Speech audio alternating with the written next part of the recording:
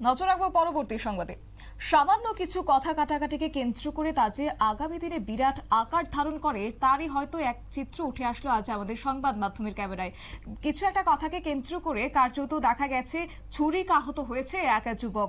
বর্তমানে সে জিবি হাসপাতালে চিকিৎসাধীন রয়েছে এবং এতটাই তার শরীরে আঘাত লেগেছে। যদিও ঘটনাটি ঘটেছে আগরতলার ময়লাখোলা এলাকায় এবং যতটুকু জানা গেছে সামান্য কথা কাটাকাটিকে কেন্দ্র করেই এই যুবকের এই অবস্থা এবং আজ যুবক জিবি হাসপাতালে চিকিৎসাধীন অবস্থায় রয়েছে। এখনো পর্যন্ত কি আপডেট রয়েছে শুনুন। ছাত্ররা কয়ে গেছে কালকে সকালে রামনগর থানা আমি যাইয়া কেস করতাম। আপনার কি লাগে? আমার ছেলে কি হয়েছে, কি শুনছেন আপনি?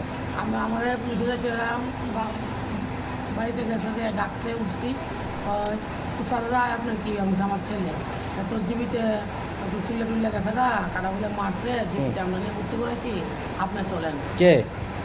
পুলিশে বসে আমার। আচ্ছা, পুলিশে গাড়িয়ে আমার নামাই আচ্ছা, তারাই আমার রুমও দিয়ে গেছে। আয়া কি অবস্থায় দেখতে পাইলেন? দেখছি তো সিলি করেন না, স্যালাইন চলতেছে। কয়টা ছুরি দিয়ে আঘাত করছে?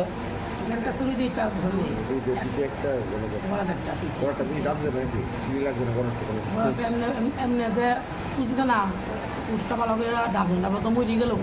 যে ছেলেটা ছুরি দিয়ে আঘাত করছে হেরে চিনি না? চিনি। বাড়ি কোনখানে? বাড়ি গোয়ালা বস্তি। কি নাম? পরমেশ। পরমেশ কি? পরমেশ মিশ্রানি। পরমেশ নাম, এর বাড়িও চিনি। এর বাবার নাম জানেন? বাবার নামটা আমি ভুলে গেছি দাদা, বাবার নাম জানি ভুলে গেছি। কি নাম আপনার? আমার নাম হচ্ছে অপর্ণা দাস। কি করেন? আমি সার্ভিস করি। কিসের? এগ্রিকালচার।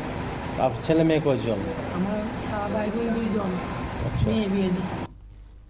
আপনারা শুনলেন তাদের বক্তব্য। কার্যত কোনো এক বিষয়কে কেন্দ্র করে প্রথমে হাতাহাতি এবং পরবর্তীতে তার বিরাট আকার ধারণ করাতে পরবর্তীতে যুবক ছুরিকাহত হয়েছে এবং বর্তমানে সে অনেকটাই আহত অবস্থায়, অনেক গুরুতর আহত অবস্থায় জিবি হাসপাতালে চিকিৎসাধীন রয়েছে, যেটা আজ তার মা তুলে ধরেছেন। এবং একই সঙ্গে এই ঘটনার পরিপ্রেক্ষিতে অভিযোগের আঙুল উঠেছে পার্শ্ববর্তী এলাকার এক যুবক পরেশের নামে এবং এই বিষয়ে আজ তুলে ধরলেন সংবাদ মাধ্যমের সামনে সংশ্লিষ্টের মা।